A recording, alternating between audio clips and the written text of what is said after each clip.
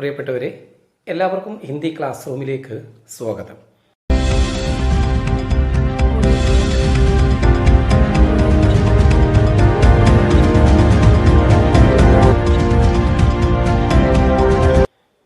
ഇന്നത്തെ ക്ലാസ്സിൽ നമ്മൾ ചർച്ച ചെയ്യാൻ ഉദ്ദേശിക്കുന്നത് 10ാം ക്ലാസ്സിലെ 3ാമത്തെ യൂണിറ്റിലെ ആദ്യത്തെ ചാപ്റ്റർ. പാഠത്തിൻ്റെ പേര് അകാൽ ഔർ ഉസ്കെ ബാദ്. ഇതൊരു കവിതയാണ്. ഇതെഴുതിയിരിക്കുന്നത് ആധുനിക ഹിന്ദി കവിമാരിൽ പ്രസിദ്ധനായ ശ്രീ നാഗാർജുൻ. 1911 ജൂൺ 30 ബീഹാറിലായിരുന്നു അദ്ദേഹത്തിൻ്റെ ജനനം. പുരോഗമന വിഭാഗത്തിൽ വളരെ പ്രസിദ്ധനായിരുന്നു അദ്ദേഹം. ധാരാളം രചനകൾ ഹിന്ദി സാഹിത്യത്തിന് സംഭാവന ചെയ്ത ഒരു വ്യക്തിത്വം കൂടിയായിരുന്നു അദ്ദേഹം. 1998 നവംബർ 5 അദ്ദേഹം മരണപ്പെടുകയും ചെയ്തു. വളരെയധികം ചിന്തനീയമായ ഒരു വിഷയമാണ് ഈ കവിതയിലൂടെ അദ്ദേഹം നമുക്ക് മുന്നിൽ അവതരിപ്പിക്കുന്നത്. ഒരുപക്ഷെ 10ാം ക്ലാസ്സിലെ ഏറ്റവും ചെറിയ ചാപ്റ്റർ ഇത് തന്നെയായിരിക്കും. വെറും 2 പാരഗ്രാഫ് മാത്രമാണ് ഈ കവിതയിൽ ഉൾപ്പെടുത്തിയിട്ടുള്ളത്. ആ 2 പാരഗ്രാഫും 2 വിഷയങ്ങളാണ്. ആദ്യത്തെ പാരഗ്രാഫ് ക്ഷാമ അവസ്ഥയെ വിവരിക്കുന്നതാണെങ്കിൽ, രണ്ടാമത്തേത് ക്ഷാമത്തിൽ നിന്ന് മോചനം ലഭിച്ച ഉടനെയുള്ള അല്ലെങ്കിൽ ക്ഷാമം കഴിഞ്ഞതിന് ശേഷമുള്ള അവസ്ഥയുമാണ്. തീർച്ചയായിട്ടും ഒരു പ്രദേശത്ത് അപ്രതീക്ഷിതമായി ഉണ്ടാകുന്ന ക്ഷാമം, ഒന്നുകിൽ അത് വെള്ളപ്പൊക്കം കാരണമാവാം, അല്ലെങ്കിൽ ഭൂകമ്പം കാരണമാവാം, അല്ലെങ്കിൽ കോവിഡ് പോലുള്ള മഹാമാരി മുഖേനയാവാം. ഏതായാലും നിത്യജീവിതത്തിൽ അത്യാവശ്യമായ സാധനങ്ങൾ ലഭിക്കാതെ വരുമ്പോഴാണല്ലോ നാം അതിനെ ക്ഷാമം എന്ന് പറയുന്നത്. കഴിക്കാനൊന്നുമില്ലാതെ മാസങ്ങളോളം കഴിയേണ്ടി വരുന്ന അവസ്ഥ. മനുഷ്യൻ പട്ടിണിയാകുമ്പോൾ അവൻ കാട്ടിക്കൂട്ടുന്ന അവസ്ഥകൾ, ഒരു ക്ഷാമം പിടിപെടുമ്പോൾ മനുഷ്യനെ മാത്രമാണോ ബാധിക്കുന്നത്? അല്ല. വീടുമായി ബന്ധപ്പെട്ട് ജീവിക്കുന്ന പല ജീവജാലങ്ങളുണ്ട്. ഇവയെല്ലാം നമ്മുടെ വീട്ടിൽ നിന്നാണ് ഭക്ഷണത്തെ പലപ്പോഴും തേടാറുള്ളത്. നമ്മുടെ വീട് പട്ടിണിയാകുമ്പോൾ അല്ലെങ്കിൽ നാട് പട്ടിണിയാകുമ്പോൾ എല്ലാ വിഭാഗം ജീവജാലങ്ങളെയും അത് ബാധിക്കുമെന്ന് നമ്മുടെ കവി മുന്നറിയിപ്പ് നൽകുകയാണ്. അദ്ദേഹം ഇങ്ങനെ ഒരു കവിത എഴുതാനുള്ള കാരണം, ഒരിക്കൽ വെള്ളപ്പൊക്കത്തിൻ്റെ കാരണത്താൽ ബീഹാറിലുണ്ടായ ക്ഷാമത്തെ നേരിൽ കണ്ട് മനസ്സിലാക്കുകയും ആ കാഴ്ചയുടെ ആഘാതത്താലാണ് അദ്ദേഹം ഇങ്ങനെ ഒരു കവിത എഴുതാൻ തയ്യാറാവുന്നത്. ഒരു നേരത്തെ ഭക്ഷണം പോലും ലഭിക്കാതെ മാസങ്ങളോളം പട്ടിണി കിടക്കുന്ന അവസ്ഥ, അതിൽ ചെറുജീവികളെ പറഞ്ഞുകൊണ്ടാണ് ലേഖകൻ ഈ കവിത നമുക്ക് മുന്നിൽ വിവരിക്കുന്നത്. ഒരു ചെറിയ ജീവിയാകുന്ന പല്ലിക്ക് പോലും കഴിക്കാനില്ലാത്ത അല്ലെങ്കിൽ കഴിക്കാൻ ഭക്ഷണമില്ലാത്ത അവസ്ഥയുണ്ടാകുമ്പോൾ അതെത്ര പരിതാപകരമായിരിക്കുമെന്ന് നമുക്ക് ചിന്തിച്ചാൽ അറിയാം. വീട്ടിലുള്ള അടുപ്പ് ദിവസങ്ങളായിട്ട് ഉപയോഗപ്പെട്ടിട്ടില്ല, അല്ലെങ്കിൽ അടുപ്പിൽ ഭക്ഷണം പാചകം ചെയ്തിട്ടില്ല. ധാന്യങ്ങൾ പൊടിക്കാറുള്ള ആട്ടുകല്ല് എത്രയോ കാലങ്ങൾക്ക് മുമ്പ് നിശ്ചലമായി കിടക്കുന്നു. ആ വീടിൻ്റെ അവസ്ഥ നമുക്കൊന്ന് ചിന്തിച്ചാൽ മനസ്സിലാക്കാവുന്നതേ ഉള്ളൂ. വളരെ മനോഹരമായി ആ ക്ഷാമത്തിൻ്റെ അവസ്ഥ പറഞ്ഞതിന് ശേഷം ഒരുപാട് നാൾക്ക് ശേഷം അവിടെ ക്ഷാമം അവസാനിക്കുകയാണ്. എവിടെ നിന്നൊക്കെയോ അവർക്ക് ധാന്യങ്ങൾ, ഭക്ഷണങ്ങൾ എത്തുകയാണ്. ആ ഭക്ഷണം ലഭിക്കുമ്പോൾ അവരുടെ വീടുകളിൽ കാലങ്ങൾക്ക് ശേഷം അടുപ്പ് പുകയുകയാണ്. വീട്ടിൽ നിന്നും വീടിൻ്റെ മുറ്റത്ത് നിന്നുമൊക്കെ പുകകൾ ഉയരുമ്പോൾ ആ ഭക്ഷണത്തിൻ്റെ സ്മെല്ല് ലഭിക്കുന്ന, അല്ലെങ്കിൽ ആ പുകകൾ നേരിൽ കാണുന്ന എല്ലാ ജീവജാലങ്ങളും സന്തോഷം കൊണ്ട് തുള്ളിച്ചാടുകയാണ്. അങ്ങനെ ഒരുപാട് നാൾക്ക് ശേഷം ഭക്ഷണം കഴിച്ച ആ ആനന്ദത്തിൽ കഴിയുന്ന ഓരോ പക്ഷിയും മൃഗങ്ങളും മനുഷ്യരും അവരുടേതായ ഭാഷയിൽ അവരുടെ സന്തോഷം പ്രകടിപ്പിക്കുകയാണ്. ഇതിൽ നിന്ന് നാം മനസ്സിലാക്കേണ്ട വിഷയം, ക്ഷാമമെന്ന് പറയുന്നത് പ്രത്യേകമായ ഒരു മുന്നറിയിപ്പോടുകൂടി വരുന്നത് ആവണമെന്നില്ല. ഏതായാലും അത്തരമൊരു പ്രതീക്ഷ നമ്മിലുണ്ടാവണം. ക്ഷാമമുണ്ടാകുന്ന അവസരത്തിൽ ഒരുപക്ഷെ നമ്മുടെ നാട്ടിലല്ല ക്ഷാമമുള്ളത് എങ്കിൽ ക്ഷാമമുള്ള ആളുകളെ സഹായിക്കാൻ നാം തയ്യാറാവേണ്ടതുണ്ട്. ഒരുപക്ഷെ നാളെ നമ്മുടെ നാട്ടിലാണിത് സംഭവിക്കുന്നതെങ്കിൽ മറ്റുള്ളവരുടെ സഹായം ലഭിക്കണമെങ്കിലും നാം ഇങ്ങനെ ചെയ്തേ പറ്റൂ. മാത്രവുമല്ല, അതോടൊപ്പം നമുക്ക് ദൈവം കനിഞ്ഞേക്കുന്ന ഭക്ഷണത്തിൻ്റെ മൂല്യത്തെയും നാം മനസ്സിലാക്കണം. ഒരിക്കലും ഭക്ഷണത്തെ നാം വേസ്റ്റാക്കി കളയരുത്. ഒരു ഭക്ഷണം നമുക്ക് ലഭിക്കുമ്പോൾ അതിനെ ആഗ്രഹത്തോടെയും ആദരവോടെയും കഴിക്കാൻ നാം തയ്യാറാക്കണം. വളരെ മനോഹരമായ മെസ്സേജോടുകൂടിയാണ് നാഗാർജുൻ എന്ന കവി ഈ കവിത നമ്മുടെ മുന്നിൽ അവതരിപ്പിച്ചിരിക്കുന്നത്. ഏതായാലും നമുക്ക് പാഠഭാഗത്തിലേക്ക് പോകാം. പ്രിയപ്പെട്ടവരെ, നമ്മുടെ പുതിയ ചാപ്റ്ററിൻ്റെ പേര് അകാൽ ഔർ ഉസ്കെ ബാദ്, ക്ഷാമവും അതിൻ്റെ ശേഷം. ഇതൊരു കവിതയാണ്. ഇതെഴുതിയിരിക്കുന്നത് നാഗാർജുൻ എന്ന ഹിന്ദിയിലെ പ്രസിദ്ധ കവിയാണ്. കവിയെക്കുറിച്ച് അല്പം ഒന്ന് മനസ്സിലാക്കാം. അദ്ദേഹത്തിൻ്റെ ജനനം 30 ജൂൺ 1911 ബീഹാർ.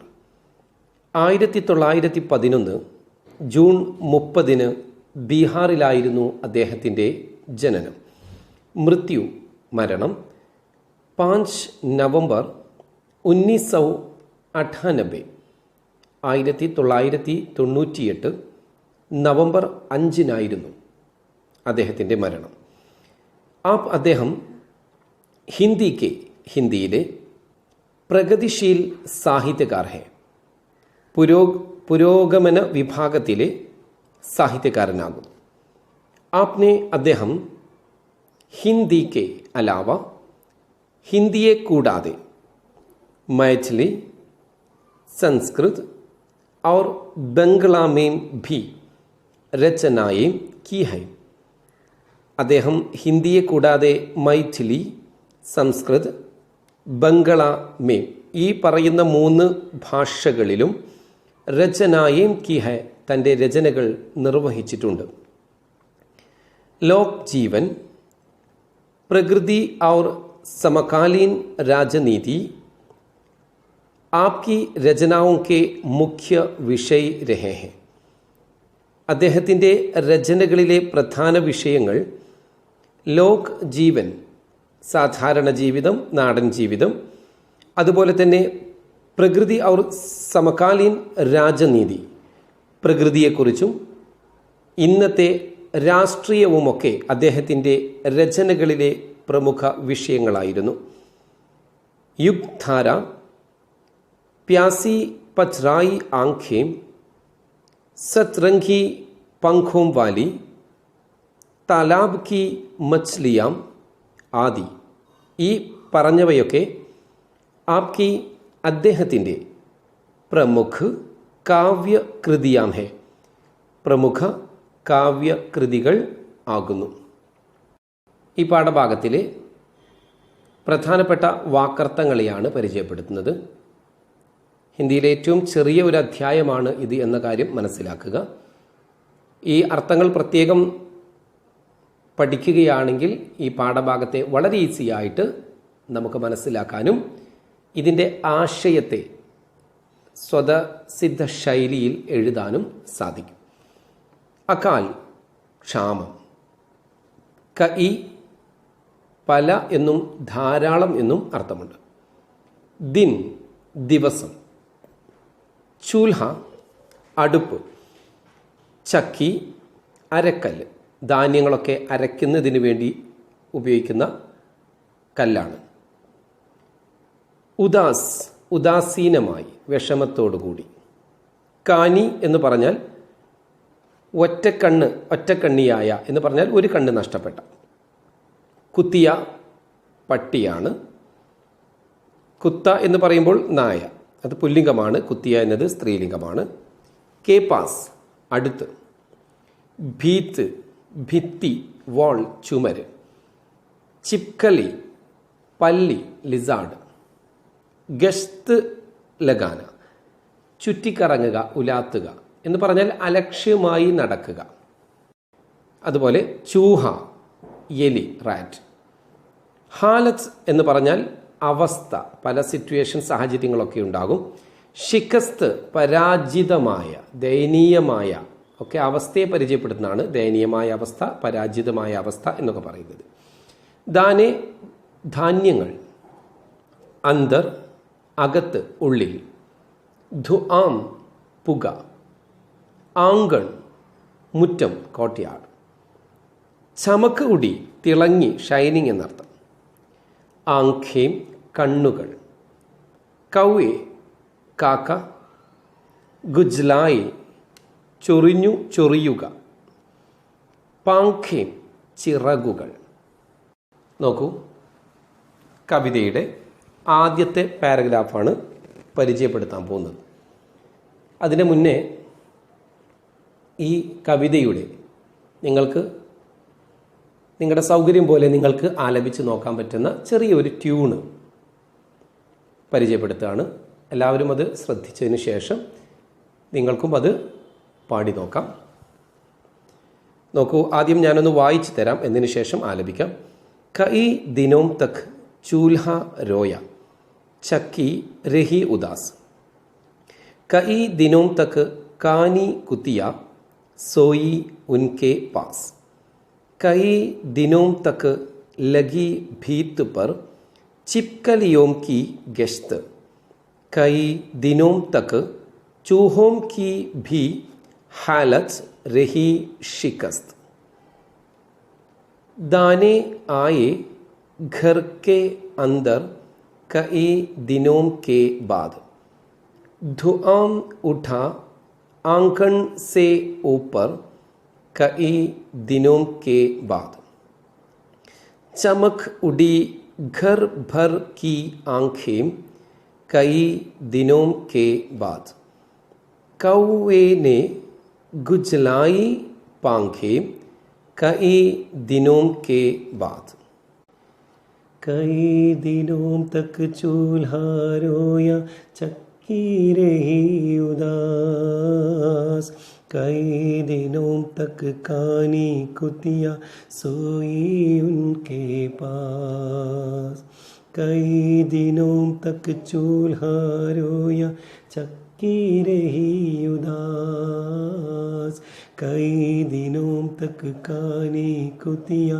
सोई उनके पास, कई दिनों तक लगी भीत पर छिपकलियों की गश्त, कई दिनों तक चूहों की भी हालत रही शिकस्त, कई दिनों तक लगी भीत पर छिपकलियों की गश्त, कई दिनों तक चूहों की भी हालत रही शिकस्त, ताने आए घर के अंदर कई दिनों के बाद, धुआं उठा आंगन से ऊपर कई दिनों के बाद, दाने आए घर के अंदर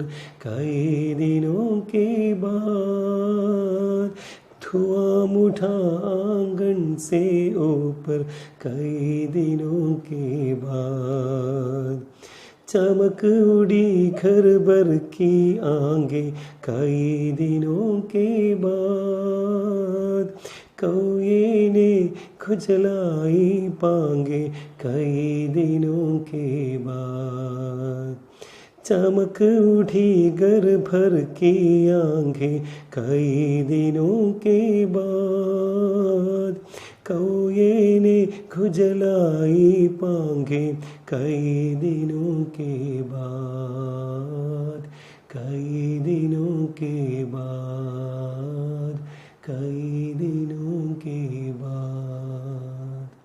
നോക്കൂ. കൈ ദിനോം തക്ക് ചൂൽഹ രോയ ചക്കി രഹി ഉദാസ്. കൈ ദിനോം തക്ക് കാനി കുതിയ സോയി ഉൻകെ പാസ്. വളരെ ക്ഷാമത്തിൽ നിൽക്കുന്ന ഒരു പ്രദേശത്തെക്കുറിച്ചാണ് കവി നമുക്ക് മുന്നറിയിപ്പ് നൽകുന്നത്. ആ പ്രദേശത്തിൽ തന്നെ ഒരു ചെറിയ വീട്ടിലെ അവസ്ഥ മാത്രം നമ്മുടെ മുന്നിൽ അവതരിപ്പിക്കുകയാണ്.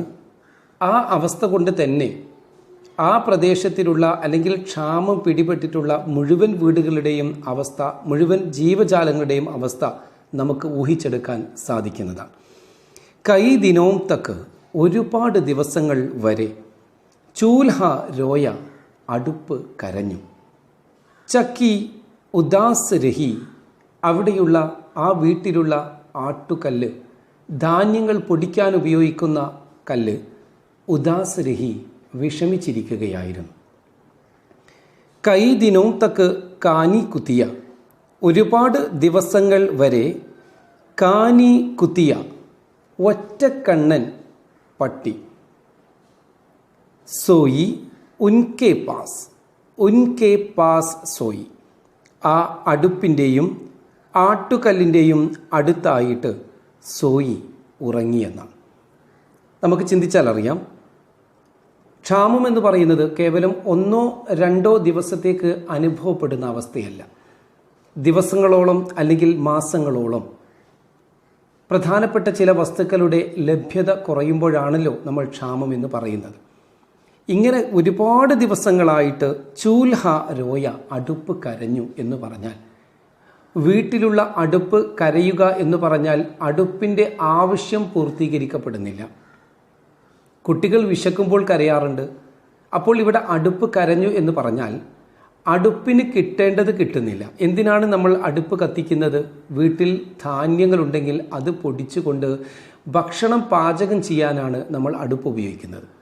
എന്നാൽ ദിവസങ്ങളായി അടുപ്പ് കരയുകയാണെന്ന് പറഞ്ഞാൽ ഈ വീട്ടിൽ ദിവസങ്ങളായിട്ടുണ്ട് ഭക്ഷണം പാചകം ചെയ്തിട്ട് ഈ അടുപ്പൊന്ന് കത്തിച്ചിട്ട്.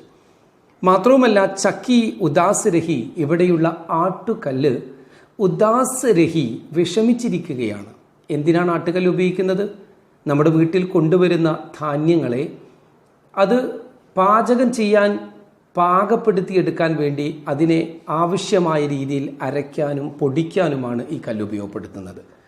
എന്നാൽ ധാന്യങ്ങളുടെ അഭാവത്താൽ ഈ ആട്ടുകല്ല് പ്രവർത്തിച്ചിട്ട് മാസങ്ങളായിട്ടുണ്ട്. ആ ഒരു അവസ്ഥയെ ഉൾക്കൊള്ളുന്നതിന് വേണ്ടിയിട്ടാണ് കാവ്യ ശൈലിയിൽ കവി പറയുന്നത് ആട്ടുകല്ല് വിഷമിച്ചിരിക്കുകയാണ്. അതായത് ഇവിടെ ആട്ടുകല്ല് ഉപയോഗപ്പെടുത്തിയിട്ട് ദിവസങ്ങളായിട്ടുണ്ട് എന്നർത്ഥം. അതുപോലെ തന്നെ കൈ ദിനോം തക്ക് കാനി കുത്തിയ ഒരു ഒറ്റക്കണ്ണൻ നായ. എന്തിനാ അങ്ങനെ പറഞ്ഞത്? ഒറ്റക്കണ്ണൻ നായ എന്ന് പറയുമ്പോൾ എന്തെങ്കിലും ഒരു വൈകല്യമുള്ള ഒരാളെയോ ഒരു ജീവിയോ കാണുമ്പോൾ നമുക്ക് വല്ലാതെ ഫീൽ ചെയ്യും. അതിനു വേണ്ടിയിട്ട് തന്നെയാണ് കവി അങ്ങനെ ഉപയോഗപ്പെടുത്തിയത്. ഒരു കണ്ണ് പോലും നഷ്ടപ്പെട്ട ഒറ്റക്കണ്ണൻ നായ ഭക്ഷണത്തെ പ്രതീക്ഷിച്ചു കൊണ്ടാണ് ആട്ടുകല്ലിൻ്റെയും അതുപോലെ തന്നെ അടുപ്പിൻ്റെയും അടുത്തുറങ്ങിയത്. കാരണം ഈ ആട്ടുകല്ലും അടുപ്പും ഉപയോഗപ്പെടുകയാണെങ്കിൽ, ഇവിടെ പ്രവർത്തിക്കുകയാണെങ്കിൽ ഈ പട്ടിക്ക് തന്നെ അറിയാം വീട്ടിലുള്ളവർക്ക് ഭക്ഷണം ലഭിക്കുന്നു, കൂട്ടത്തിൽ അതിൽ നിന്നൊരല്പം എനിക്കും ലഭിക്കുമെന്ന്. അതുകൊണ്ട് ഭക്ഷണം കിട്ടുമോ എന്ന പ്രതീക്ഷയിലാണ് എല്ലാവരും എന്ന് മനസ്സിലാക്കാൻ വേണ്ടിയിട്ടാണ് കവി ഇങ്ങനെ ഒരു പ്രയോഗം നടത്തിയത്. ആ പ്രതീക്ഷയുടെ ഭാഗമാണ് ഈ ആട്ടുകല്ലിൻ്റെയും അടുപ്പിൻ്റെയും അരികത്തായി ഭക്ഷണത്തെ പ്രതീക്ഷിച്ച് തളർന്ന് ഉറങ്ങിപ്പോയി എന്ന് മനസ്സിലാക്കേണ്ടത്. അതുപോലെ തന്നെ നോക്കൂ, കൈ ദിനോം തക്ക് ലഗി ഭീത്ത് പർ ചിപ്കലിയോം കി ഗഷ്ത്. അർത്ഥം വെക്കുമ്പോൾ ഗഷ്ത് ലഗി എന്നാണ് ഉപയോഗപ്പെടുത്തേണ്ടത്. ലഗി എന്നത് ഗഷ്തിൻ്റെ കൂടെയാണ് നമ്മൾ അർത്ഥം വെക്കേണ്ടത്. കൈ ദിനോം തക്ക് ഒരുപാട് ദിവസങ്ങൾ വരെ, ഭീത്ത് പർ ഭിത്തിയിലൂടെ ചുമരിലൂടെ, ചിപ്കലിയോം കി ഗഷ്ത് ലഗി ചിപ്കലിയോം കി പല്ലികളുടെ ഗസ്ത് ലഗി ഉലാത്തൽ തുടങ്ങി. ഉലാത്തുക എന്ന് പറഞ്ഞതുകൊണ്ട് അലക്ഷ്യമായി നടക്കുക, ഭക്ഷണത്തെ തേടി അങ്ങോട്ടും ഇങ്ങോട്ടും ഒരു ലക്ഷ്യബോധമില്ലാതെ എങ്ങനെ നടക്കുക, എവിടെന്നെങ്കിലും ഭക്ഷണം കിട്ടുമോ എന്നറിയാൻ. ഒരു പല്ലിയെ സംബന്ധിച്ച് അതിന് വയറ് നിറയാൻ എത്ര കുറഞ്ഞ ഭക്ഷണമാണ് വേണ്ടത് എന്ന് ചിന്തിച്ചു നോക്കൂ. അപ്പോൾ ലേഖകൻ ഉദ്ദേശിക്കുന്നത് ഒരു വീട്ടിൽ ഒരു പല്ലിക്ക് പോലും കഴിക്കാനുള്ള ഭക്ഷണം ഉണ്ടായിരുന്നില്ല എന്ന് മനസ്സിലാക്കാനാണ്. ആ പല്ലി പോലും ഭക്ഷണത്തെ തേടി അലയുകയാണ് അവിടെ. അപ്പോൾ ആ വീട്ടിലുള്ള വ്യക്തികളുടെ അവസ്ഥ എന്തായിരിക്കുമെന്ന് നാം ചിന്തിക്കേണ്ടതുണ്ട്. അതുപോലെ തന്നെ കഈ ദിനോം തക്ക്, ഒരുപാട് ദിവസങ്ങളായിട്ട്, ചൂഹോം കി ഭി, എലികളുടെയും ഹാലത്ത്, ഭി എന്ന് പറയുമ്പോൾ എന്നാണ് അർത്ഥം. ചൂഹോം കി എലികളുടെ, ഭി എലികളുടെയും, ഹാലത്ത് അവസ്ഥ എന്ന് പറയുന്നത് ഷിക്കസ്ത് രഹി വളരെ പരിതാപകരം, പരാജയകരം തന്നെയായിരുന്നു. വീട്ടിൽ നിന്നല്ലെങ്കിൽ മറ്റെവിടെ നിന്നെങ്കിലും എലി തനിക്ക് ആവശ്യമായ ഭക്ഷണത്തെ സംഘടിപ്പിക്കാറുണ്ട്. പക്ഷേ എലിയുടെയും അവസ്ഥ പരിതാപകരം തന്നെയായിരുന്നു. എന്ന് പറഞ്ഞാൽ മനുഷ്യനു മാത്രമല്ല, ക്ഷാമം വന്നു കഴിഞ്ഞാൽ എല്ലാ ജീവജാലങ്ങളെയും അത് ബാധിക്കും എന്നതാണ് നമുക്ക് മുന്നറിയിപ്പ് നൽകുന്നത്. നോക്കൂ, दाने आए घर के अंदर कई दिनों के बाद, धुआं उठा आंगन से ऊपर कई दिनों के बाद. കഴിഞ്ഞ പാരഗ്രാഫിൽ ക്ഷാമം പിടിപെട്ടാലുണ്ടാകുന്ന ഒരു വീടിൻ്റെ അവസ്ഥയെ വർണ്ണിച്ചതാണെങ്കിൽ, ക്ഷാമത്തിൻ്റെ അവസ്ഥയാണ് വർണ്ണിച്ചതെങ്കിൽ, തൊട്ടടുത്ത പാരഗ്രാഫിൽ ക്ഷാമം തീർന്നാലുണ്ടാകുന്ന അവസ്ഥയാണ്. കാലങ്ങൾക്ക് ശേഷം നമുക്കിത്തിരി ഭക്ഷണം ലഭിക്കുന്ന സമയത്തുണ്ടാകുന്ന സന്തോഷം, ഭക്ഷണത്തിൻ്റെ പ്രാധാന്യത്തെ തിരിച്ചറിയുന്ന നിമിഷം. ഇപ്പോൾ നമുക്ക് ലഭിക്കുന്ന ഭക്ഷണത്തിനൊന്നും നമ്മൾ ഇമ്പോർട്ടൻ്റ് നൽകാറില്ല. ആവശ്യത്തിലധികം വാരി വലിച്ച് കഴിക്കുന്നു, ഒരുപാട് നഷ്ടപ്പെടുത്തി കളയുന്നു. പക്ഷേ എന്താണ് ഭക്ഷണം, അതിൻ്റെ മൂല്യം എന്താണെന്ന് അറിയണമെങ്കിൽ ഇതുപോലുള്ള ഒരവസ്ഥ മനുഷ്യന് വന്നിരിക്കണം. അതാണ് കവി ഇവിടെ ഓർമ്മപ്പെടുത്തുന്നത്. ദൈവം നമുക്ക് കനിഞ്ഞേകുന്ന ഭക്ഷണത്തിൻ്റെ മൂല്യം എന്താണെന്ന് ഈ ക്ഷാമം കഴിയുന്നതോടുകൂടി ഓരോ വ്യക്തിയും മനസ്സിലാക്കുകയാണ്. നോക്കൂ, ഒരുപാട് നാൾക്ക് ശേഷം, ഈ ഒരുപാട് ദിവസങ്ങൾക്ക് ശേഷം എന്ന് പറയുന്നത് നമ്മൾ തീർച്ചയായിട്ടും ആ ക്ഷാമത്തിൻ്റെ കാഠിന്യത്തെയാണ് മനസ്സിലാക്കേണ്ടത്. ഞാൻ ഇന്ന് ഭക്ഷണം കഴിച്ചില്ല എന്ന് പറയുന്നത് പോലെയല്ല 5 ദിവസമായിട്ട് ഞാൻ ഭക്ഷണം കഴിച്ചിട്ടില്ല എന്ന് പറയുന്നത്. എന്നാൽ അതുപോലെയല്ല, 1-2 മാസമായി ശരിക്കും ഭക്ഷണം കഴിച്ചിട്ടില്ല, അല്പം വെള്ളം മാത്രം കുടിച്ചാണ് ജീവിക്കുന്നത് എന്ന് ചില വ്യക്തികളെ പറ്റി പറയുമ്പോഴുണ്ടാകുന്ന ആ അവസ്ഥ. അപ്പോൾ ഇതിൻ്റെ ഗൗരവം വിട്ടുപോകാതിരിക്കാനാണ് ലേഖകൻ ഇടയ്ക്കിടയ്ക്ക് കഈ ദിനോം തക്ക്, അതുപോലെ കഈ ദിനോം കെ ബാദ് എന്നൊക്കെ പറയുന്നത്. നോക്കൂ, ദാനെ ആയേ, ധാന്യങ്ങൾ വന്നു. കവിത വരികൾ, വേർഡുകളൊക്കെ ഡിസോർഡർ ആയിരിക്കും. അർത്ഥം വെക്കുമ്പോൾ നമ്മൾ ഓർഡർ ആക്കണം. ദാനെ ആയേ എന്നുള്ളത് ധാന്യങ്ങൾ വന്നു. ആയേ എന്ന് പറയുന്ന ക്രിയ സെൻറ്റൻസിൻ്റെ ലാസ്റ്റാണ് നമ്മൾ ഉപയോഗിക്കേണ്ടത്. കവിതയിൽ വേർഡുകൾ ഡിസോർഡർ ആയിരിക്കും. ദാനെ ആയേ ഘർ കെ അന്തർ, വീടിൻ്റെ അകത്തേക്ക്, കഈ ദിനോം കെ ബാദ്, ഒരുപാട് ദിവസങ്ങൾക്ക് ശേഷം. അപ്പോൾ എങ്ങനെയാണ് ശരിക്കും അർത്ഥം വെക്കേണ്ടത്? കഈ ദിനോം കെ ബാദ് ദാനെ, അല്ലെങ്കിൽ ദാനെ ധാന്യങ്ങൾ, കഈ ദിനോം കെ ബാദ് ഒരുപാട് ദിവസങ്ങൾക്ക് ശേഷം, ഘർ കെ അന്തർ ആയേ വീടിൻ്റെ അകത്തേക്ക് വന്നു. അതായത് ഒരുപാട് നാൾ കഴിഞ്ഞതിന് ശേഷമാണ് ഈ ക്ഷാമം അകപ്പെട്ട ഈ ആളുകൾക്ക്, അല്ലെങ്കിൽ ക്ഷാമത്തിൽ അകപ്പെട്ടവർക്ക് ധാന്യങ്ങൾ ലഭിക്കുന്നത്, ഭക്ഷണം ലഭിക്കുന്നത്. അതോടുകൂടി ധുആം ഉഠാ, പുകകൾ ഉയരാൻ തുടങ്ങി. ആംഗൺ സേ ഊപ്പർ, മുറ്റത്തിൻ്റെ മുകളിലൂടെ. കഈ ദിനോം കെ ബാദ്, ഒരുപാട് ദിവസങ്ങൾക്ക് ശേഷം. ഈ ക്ഷാമം പിടിച്ച ഈ സ്ഥലത്ത് എത്രയോ നാൾക്ക് ശേഷമാണ് ഓരോ വീടിൻ്റെയും മുറ്റത്തിൻ്റെ ഭാഗത്തിലൂടെ, അല്ലെങ്കിൽ മുറ്റത്തിൽ നിന്ന് എന്നും അർത്ഥം വെക്കാം, ചില അടുപ്പുകൾ മുറ്റത്താണ് ഉണ്ടാവുക, അവിടെ നിന്ന് പുക ഉയരാൻ തുടങ്ങിയത്. ചമക്ക് ഉഠി ഘർ ഭർ ഖി ആംഗേം കഈ ദിനോം കെ ബാദ്, കൗവേനെ ഖുചലായി പാഖേം കഈ ദിനോം കെ ബാദ്. നോക്കൂ, ഇവിടെ ഭക്ഷണമുണ്ടാക്കാൻ തുടങ്ങി. വീടിൻ്റെ അല്ലെങ്കിൽ മുറ്റത്തിൽ നിന്ന് പുക ഉയരുന്ന സമയത്ത് ആ ഭക്ഷണത്തിൻ്റെ സ്മെല്ലും ആ പുകയും കണ്ടിട്ട് ചമക്ക് ഉടി തിളങ്ങാൻ തുടങ്ങി. ഘർ ഭർ കി ആങ്കേം, വീട്ടിലെ മുഴുവനുമുള്ള ആളുകളുടെ ആങ്കേം, കണ്ണുകൾ. എന്താ അങ്ങനെ പറഞ്ഞത്? നമ്മളിപ്പോൾ ഇവിടെ പല ജീവജാലങ്ങളെയും പറഞ്ഞു. വീടുമായി ബന്ധപ്പെട്ട ചില ജീവജാലങ്ങൾ. ഒരു വീട്ടിൽ ക്ഷാമം അനുഭവപ്പെട്ടാൽ വ്യക്തികളെ മാത്രമല്ല ബാധിക്കുന്നത്, നമ്മുടെ വീടുകളിലൊക്കെ പലതരം ജീവജാലങ്ങൾ നാം അറിയാതെ ജീവിക്കുന്നുണ്ട്. അവരൊക്കെ ഭക്ഷണം കണ്ടെത്തുന്നത് നമ്മുടെ വീട്ടിൽ നിന്ന് തന്നെയാണെന്ന് മനസ്സിലാക്കണം. നമ്മുടെ കയ്യിൽ നിന്ന് വീണു പോകുന്ന ചില ഭക്ഷണത്തിൻ്റെ പൊടികൾ അത് മറ്റു ജീവികളുടെ ഭക്ഷണമാണ് എന്ന് നാം ഓർക്കണം. അതുകൊണ്ടാണ് വീട്ടിൽ ഭക്ഷണം ഉണ്ടാക്കുന്നത് കണ്ടപ്പോൾ വീട്ടിലെ മുഴുവനുമുള്ള ആളുകളുടെ ആംഖേം, കണ്ണുകൾ ചമക്ക് ഉടി തിളങ്ങാൻ തുടങ്ങി. അതും ഈ ദിനോം കെ ബാദ്, എത്ര നാൾക്ക് ശേഷമാണ് ഇങ്ങനെ ഇവരുടെ മുഖമൊന്ന് പ്രസന്നമാകുന്നത്. കണ്ണുകൾ തിളങ്ങുക എന്ന് പറഞ്ഞാൽ അവർക്ക് ഭക്ഷണം കിട്ടുമ്പോഴുണ്ടാകുന്ന മുഖപ്രസന്നതയാണ് മനസ്സിലാക്കേണ്ടത്. എത്രയോ നാൾക്ക് ശേഷമാണ് ഭക്ഷണം കാണുമ്പോഴുണ്ടാകുന്ന ആ സന്തോഷ പ്രകടനം ഇവരുടെ മുഖത്ത് നിന്ന് കാണാൻ സാധിക്കുന്നത്. കൗവേനെ, കാക്കകൾ, ഖുജലായി പാങ്കേം, ചൊറിയാൻ തുടങ്ങി. പാങ്കേം, ചിറകുകൾ. അതും ഈ ദിനോം കെ ബാദ്, ഒരുപാട് നാൾക്ക് ശേഷമാണ് ആ വീടിൻ്റെ അടുത്ത് നിന്ന് കാക്കകൾ തൻ്റെ ചിറക് ചൊറിയുന്നത് കാണുന്നത്. കാക്കകൾ ഭക്ഷണം കഴിച്ച് വയറ് നിറഞ്ഞു കഴിഞ്ഞാലാണ് അവരിങ്ങനെ കാക്ക എന്ന ശബ്ദമുണ്ടാക്കിക്കൊണ്ടിരിക്കുക. അതാണ് പറയുന്നത് ലേഖകൻ. ഈ കാക്കകൾക്കും ഭക്ഷണം ലഭിച്ചു, അല്ലെങ്കിൽ ഭക്ഷണത്തെ കാണുമ്പോഴാണ് കാക്കകൾ സാധാരണയായിട്ട് ഇതുപോലെ സൗണ്ട് ഉണ്ടാക്കാറുള്ളത്. നിങ്ങൾ കണ്ടിട്ടുണ്ടാകും അല്ലെങ്കിൽ കേട്ടിട്ടുണ്ടാകും. അപ്പോൾ ഈ വീട്ടിൽ ഭക്ഷണം ഉണ്ടാക്കുന്നത് കണ്ട സമയത്ത്, അല്ലെങ്കിൽ അവിടെ നിന്ന് കിട്ടിയ ഭക്ഷണം കഴിച്ച സമയത്ത് സന്തോഷത്തോടു കൂടിയാണ് കാക്കകളും ഇതുപോലെ കരയാൻ തുടങ്ങിയത്. അപ്പോൾ ഈ പാഠഭാഗത്ത് നാം പ്രത്യേകം മനസ്സിലാക്കേണ്ട വിഷയം, ക്ഷാമമുണ്ടാകുന്ന അവസ്ഥയെ നാം ഉൾക്കൊള്ളണം.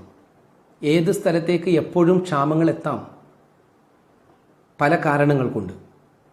അതിനെ നാം മനസ്സിലാക്കിക്കൊണ്ട് ഭക്ഷണത്തിൻ്റെ മൂല്യത്തെ ഉൾക്കൊണ്ടുകൊണ്ടാണ് നാം ജീവിക്കേണ്ടത്. ധൂർത്തും അതുപോലെ തന്നെ ഭക്ഷണത്തെ അനാവശ്യമായി വേസ്റ്റാക്കുന്ന രീതിയൊക്കെ ഒഴിവാക്കിക്കൊണ്ട് തീർച്ചയായിട്ടും നാം ജീവിക്കണം. ഒരുപക്ഷെ ദൈവം ഇതുപോലെ പരീക്ഷിക്കുകയാണെങ്കിൽ ഒരിക്കലും നമുക്ക് സഹിക്കാൻ കഴിയില്ല.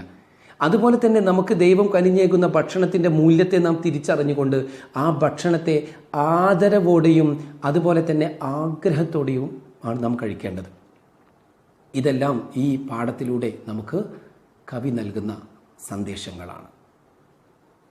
ഇത്രയുമാണ് ഈ പാഠഭാഗത്തിൽ നമ്മൾ പറയാൻ ഉദ്ദേശിച്ചത്.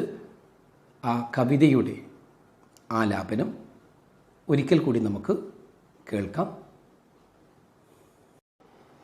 कई दिनों तक चूल्हा रोया, चक्की रही उदास। कई दिनों तक कानी कुतिया सोई उनके पास। कई दिनों तक चूल्हा रोया, चक्की रही उदास। कई दिनों तक कानी कुतिया सोई उनके पास। कई दिनों तक लगी भीत पर छिपकलियों की गश्त। कई दिनों तक चूहों की भी हालत रही शिकस्त।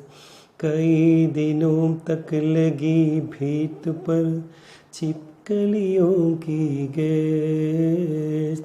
कई दिनों तक चूहों की भी हालत रही शिकस्त। ताने आए घर के अंदर कई दिनों के बाद। धुआं उठा आंगन से ऊपर कई दिनों के बाद। दाने आए घर के अंदर कई दिनों के बाद। धुआं उठा आंगन से ऊपर कई दिनों के बाद।